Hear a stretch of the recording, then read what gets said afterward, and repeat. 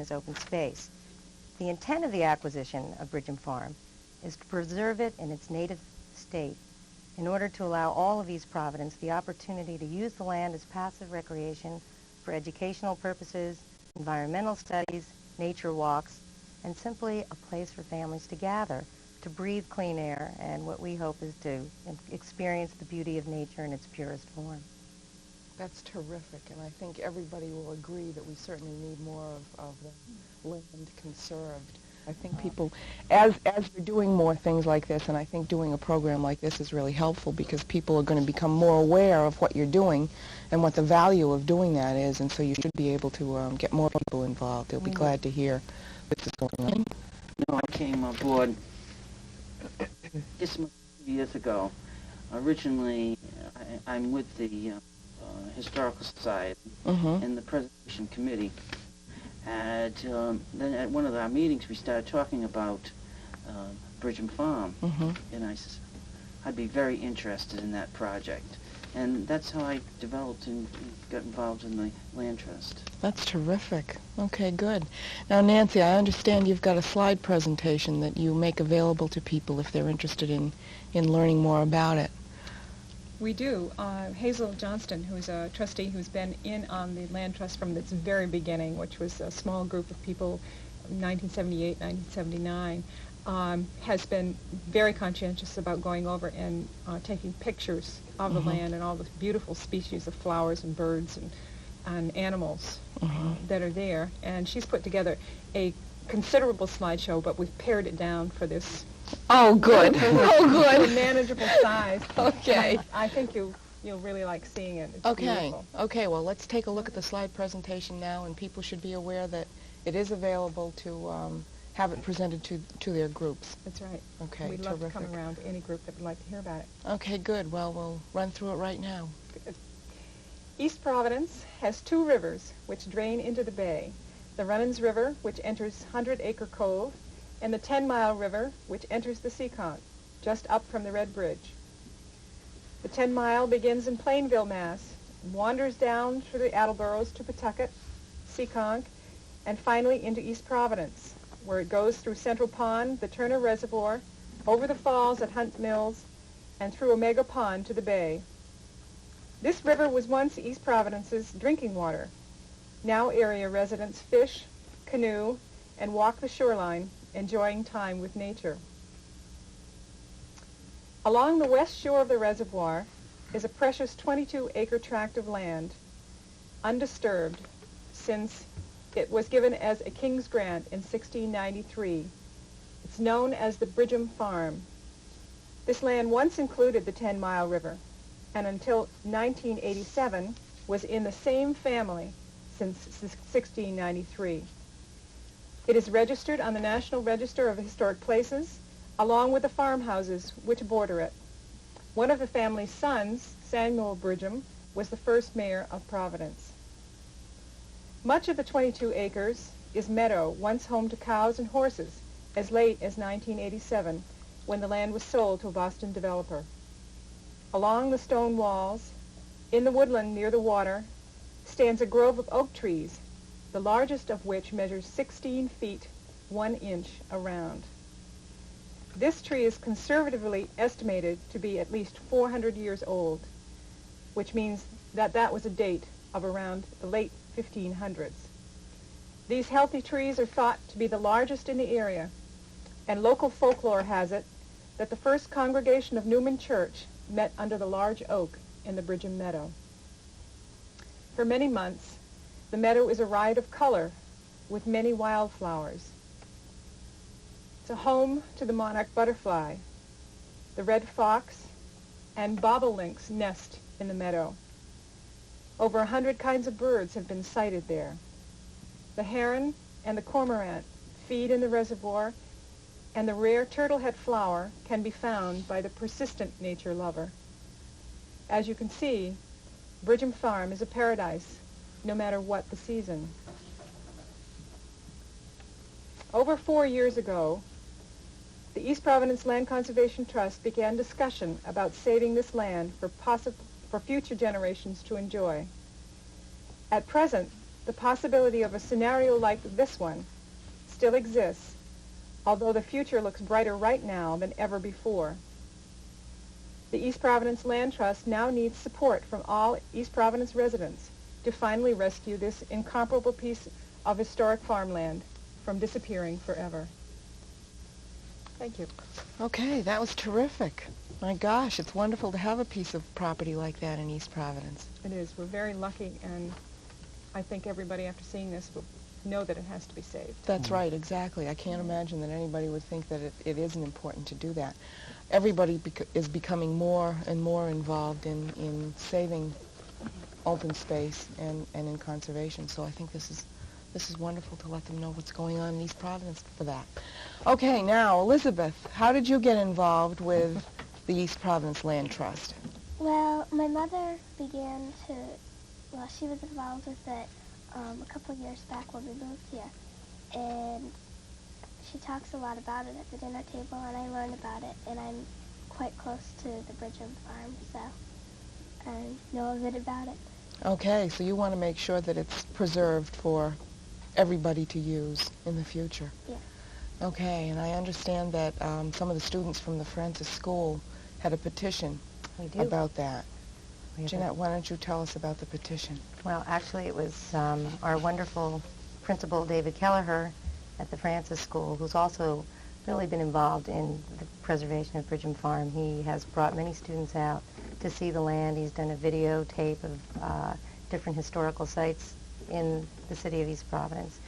And he's been instrumental in letting the whole Francis School community know about this piece of property. And what happened was at our last East Providence Land Conservation Trust meeting, which was a couple of weeks ago, Mr. Keller stood up and said, I have a petition with 128 names of teachers and students at the Francis School who say we should all pull together to stop the destruction of this wonderful place. Here's a petition with 128 names, and we are saying stop to this act, and we think that is what you should do. Stop. So we thought that was pretty great. neat. Oh, terrific. That's wonderful when the kids in school start It is. really becoming more aware of it. They are very Elizabeth, understanding. tell us about some of the things that you'd like to be able to see done on the Bridgham Farm land. Well, I like to see it saved so some kids would, well, all kids would be able to see what land like that is like, because there's not much left. Mm-hmm. And if they can learn about it now, then they can do it if there's any land like that left when they're older. Mm-hmm. And they can start something like the East Providence Land Trust. That's right. That's great. Good. That's wonderful to have kids so interested in that. That's really good. Now, I'd like to know a little bit about how the City of East Providence, the government for the City of East Providence has been involved in this, or have they been involved in it? Oh yes, we've gotten the city involved. The planning department, Jeannie Boyle, has been a great help. She's really been an asset to us. And the comprehensive plan, which she's working on for the city, is come into play with the land also, and through the planning department. I'd like to show this here, where there's the green belt here of open space, which goes right down here to Omega Pond and into the Seacock River. And the Bridgham Farm is right here where this X is. Mm-hmm. And if that's added to this green belt, it'd make a tremendous asset to the open space. That's right. My gosh. Now, is all the green on that map, that's all open space? Yes. Okay. Yes. This is the reservoir. This goes into Pawtucket. And it goes right up by the Pawtucket Country Club. Mm-hmm. In the Attleboroughs and in Pawtucket, there is something called the 10-Mile Watershed Alliance, which is attempting to clean up the 10-Mile River and protect greenbelt areas such as this one and take it right up straight through to Plainville and make sure that this river corridor is saved as a potential water supply at some point, should we need it in emergency. Now, what actually has to be done to preserve that land in terms of legislation that has to be passed, or regulations that have to be passed by city ordinance? What has to be done to make sure that that kind of space is preserved? Well, right now, what the city has done, Bill, you have a copy Yeah, we have of a the resolution that the city passed. Last spring, I believe it was, and it's to be resolved by the City Council of East Providence that the city looks favorably upon the pursuit of state and private funds for the East Providence Land Conservation Trust to preserve Bridgham Farm property as an open space which will be accessible to the public for passive recreation. Okay, terrific. So they passed that last spring, but that's only about the Bridgham Farm property. So I guess they'd have to have an ordinance or pass a resolution like that about any other pieces of land individually. Right. Yes. Right. Okay. Right now there is no municipal land trust, so that anything that needs to be done by a private group will have to be done in coordination and conjunction with the city and the state to try to put this all together as a package. Okay. And it's a lengthy process, involved Right, process. Yeah, absolutely. Okay, well, we're going to take a break now, and we'll come back and talk a little bit more about what you were saying then, Nancy. We'll take a break, and we'll be right back. We're back, and we're still talking about the East Providence Land Trust. Nancy, I wanted to mention this again because I really want to talk about this. You had mentioned something about municipal land trusts. We need to make it clear that this is a private, non-profit land trust here in East Providence. But that's not the way it's always done in other communities. No, it's not. East Greenwich has a municipal land trust. The town of Nantucket has a municipal land trust. When you have a municipal land trust, you have that wonderful coordination between the community, the city, and people who have been at the core of conservation. You can get into the liability insurance. You can get the city to go for grants and get more funding. It makes life a lot easier. It also means that the city has made a great commitment to a plan which includes land conservation and protection of property. When you're a private group, you know, as a group of people working very hard for that, often there are obstacles put in the way by cities. That's not the case here. The city's working really hard along with us. But still, we've got to go to funding. We've got to find other sources on our own, which makes it a little harder for us. Okay, has there been any attempt to get the city to form a municipal land trust? I think the idea has been bandied around and came up at our last meeting. But the city has really not thought about that yet. So it's in its embryonic because state. the city government would really have to make it a priority to preserve that land for them to actually take on forming a municipal land trust. We do have the support of the council. We have the support of Mr. Hurley, Mr. Lynch, Mr. Sullivan, and Senator Irons. They've come out and supported us wholeheartedly. Well, that's good. That's good to know that there's that kind of support. Now let's talk for a minute about finances. How do you get your money? It's not easy. How do you get their money? It never is easy. Whoever wants to give us money, we'll take it from them. Exactly. How do you go about getting the money? Anybody want to take Yeah, that? who or wants no? to jump in on that? Well, right now, we have had kind of a windfall to us. One day, we were called by the planning department to say that a man from the Trust for Public Lands, which is a national agency which has done the Walden Woods up in Concord, which has done the Martin Luther King Preserve in Atlanta, and the Sunset Farms in Narragansett. And he was in town to talk about the Runnins River project, which is another project that you should be talking about on this show at some time, which the Land Trust has a stake in also. And she called and said that perhaps he would be interested in hearing about Bridgham Farm, and could we come down? And I was the only one available in 5 minutes' notice. So and ran right down, Nancy, right? Thank God. He was wonderful, and he's walked the land, and we spent 2 hours talking about the possibilities for this property. He's very intrigued that it's historical virgin property that has huge trees, of which the like there is none of on the East Bay that we know of. There are some trees out in Situate, but they're not even as good a condition as our trees. We really have some monster trees there, wonderful things. And we are now under the umbrella of the Trust for Public Lands, which is a national agency. They, in turn, will front for us, and they've already started negotiations with the bank that owns the foreclosure mortgage.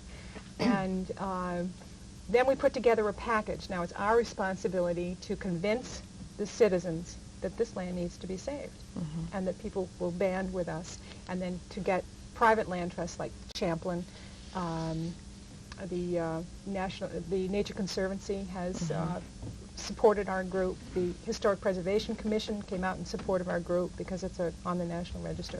The Audubon Society. The Girl Scouts are supportive of it. Oh yeah, gosh, everybody should jump. Everybody should jump on that bandwagon anyway. Everybody should care about it and should get involved. I mean, certainly. The city has got, beautiful park now with the carousel, and the carousel is safe finally. And the city set up a commission to make sure that it is safe and that area is safe. We now have a beautiful new library in the center That's right, of we town, do, we do. Thanks to people like yourself. We have Hunts Mill, which has a wonderful waterfall, and the Historical Society is now restoring John Hunt House. the John Hunt House. It's a nice You park, come up yeah. the city, and then you come to the possibility of having this wonderful open space, which really is a beautiful corridor of sites that really mean a lot to the city of East Providence. Now, recently we had the passage of the open space bond issue. Did any of the money from that bond issue Well, come it's a to whole you nother people? story.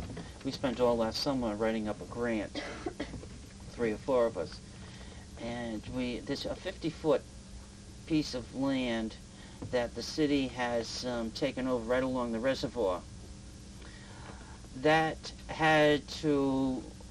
was kind of complicated. That had to be in the grant as part of our land, and it was not worded correctly. So unfortunately, we got a loan from the DEM from this bond money instead of a grant. We have a $400,000 loan. Which we have to pay back. Oh my God. So we have to raise huge sums of money. I guess so. Oh, and that was kind of a loophole there. There was a loophole in the wording of this 50 feet along the reservoir. Oh gosh. But on the other hand, the DEM now has approved the project. If you get a loan, it means the project is worthy of doing. If more open space monies become available, there is a possibility that that loan could be converted into a grant. And that's what the Trust for Public Land is now working on. Oh, good. That we could get that conversion. Right now, you know how desperate things are in state That's funding, right. so there is no money to do that right now. But the loan is good for 5 years. And any time during that time, if it were to be rolled over into a grant, then the remainder of what we haven't paid would be given to us. So all is not dire. It's just it was a real blow to us that because of this technicality of this 50-foot strip, historically the land went right up to the 10-mile river forever. And when the City Corps, the Corps of Engineers built the reservoir, the city took a protective strip of 50 feet, which is normally done. But we didn't have an easement to the water. Oh, gosh. So. Which we're working on now through Gene Boyle to change that. To have So them we give need us an whatever easement. requirements Give us are the there. easement so Yeah, we that's right. actually will. Exactly. Okay, good. Now, let's talk a little bit about the special circumstances in Nantucket and how their land trust, that's a municipal land trust, right? And how they actually get their funding. I think there's an interesting way that they get their funding, and it might be something for other people to think about. Yeah, I think it's extremely interesting. Nantucket's been working for many years, since the 70s, when they realized that they were going to get an incredible crush of non-islanders coming over and buying up their land, and their land was just going to disappear, and it's a very fragile environment out there.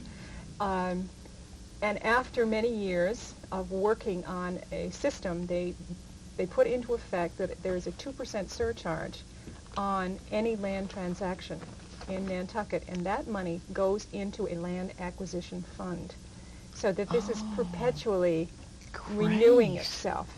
And over the years that it accrues something like $2 million a year Oh because my the land gosh, yeah, transactions sure. are so high over there. Sure. It's an interesting way to go. It certainly and something that is. perhaps could be explored by more communities. I don't think there are any communities in Rhode Island right now that are doing it. Certainly sounds like an interesting and a fair way of doing it, really. I mean, it's really not going to hurt the taxpayers at all in doing that. That sounds wonderful. They must make a lot of money. And now it's such a good climate for buying property up. I mean, now is a wonderful time to be buying things, so if the money was available, you'd be able to buy up a lot more property. Well, I think that was one point. Bill, did you go to the preservation conference in April? I can't remember who went, but No. at one of those we had a speaker, national speaker, come, and she said that now, if you were going to do anything, even though things were very dire and there was no money, that now is the time to do them because Sure it is. Everything was rock bottom. Yeah. And if we wait, then things are going to go back up and we'll be right where we were. The That's reason right. we didn't get the land in the first place is that some developers were willing to pay $1.6 million for land that wasn't worth That's anywhere right. near that, and we couldn't match that at all. Yeah. So we got beat out. But we're- the recession, Right. helped us out. Right. So we're back in the ballpark again. Now, just in case somebody that's listening to this is interested in donating any money, how would they go about doing that? Well, I'll answer that because I have the phone number and that people can call to find out more information. If you call obvious area code 401-438-3362, you can leave a message or just if you speak to me or whoever answers the phone about getting information. We'll send an information packet out to anyone who's curious. We'll also have tours available so that if citizens Oh, good. would So they like could actually to tour the property, tour Bridgham which we think Farm. is very important. Wonderful. And we really we need to get the community involvement, or we will never be able to save this piece of property. That's right. We need all of East Providence to get involved, and that goes from the children up to the grandparents and everyone in between, because that's the only way we can do Sure. it. We need the community And you support. know that once they've seen the property, We they're know. going to be We committed know to that this saving is a place it. where you can go That's and, right. and just enjoy open space. We don't have it. We don't have it in That's East right. Providence. Okay, so we'd like to encourage people that might have some money that they want to contribute to do that. Or Absolutely. join Or the... become Or members. join, become Yeah. a member, which is another important And step certainly for to us. call up and ask for a tour of the Bridgham Farm area or any of Exactly. the other land that you're involved with. That's terrific. Exactly. Elizabeth, are many of your friends interested in Bridgham Farm? Have you kind of talked it up with your friends and let them know about the crisis and how important it is? Well, I've told some of my friends at school, but not very many people at our school are familiar with this area because I live on the other side of the river. So some of the people I talk to understand. For my friend who lives in Gloucester, she is trying to, there's some land there that she wants to save, but it's probably going to be saved. And I told her, and she was very interested in it. Oh, good. That's great. It's great to have kids talking to other kids about it, sure so that you've got them committed right from the beginning is. on. That's great. We get them from birth and take it straight on up. We may be able to save more land in this world. Who That's knows? right, exactly, before it all disappears. Exactly. Because it's going so fast. That's a shame. I mean, I Scary. think when all of us grew up, I mean, we're all about the same age, I think. And when we grew up, there was a lot of open space. And I grew up in a small town, Massachusetts. And, we had lots and lots of open space. I mean, that we played and that we could, let out animals. I remember my grandfather taking me to the woods and teaching me about animals. And, there really aren't places anymore for a grandparent to take a child and teach them about the land. I remember watching it go behind me, just the development starting to happen where I lived in New York, and it just slowly, what happened to that field? What Exactly. happened to that Yeah. big, beautiful pasture? What happened to... That's right, and it's just gone, and it just disappears. And it's good that all of you people, and certainly I know a lot of people that are watching are committed to saving that, and I think hope we've so. probably encouraged some people today to take part in that. And I want to thank you all for being here. Thank you. My guests have been Jeanette Lai, Elizabeth Trafton, Bill Simpson, and Nancy Moore. all talking about the East Providence Land Trust. Get involved, find out about Bridgham Farm, call the number, and ask for a tour of the property, and really commit yourself to saving open space for the people of East Providence. Thanks very much for joining me. Join me again in the future. I'm Roberta Carnes. This has been East Providence Inside.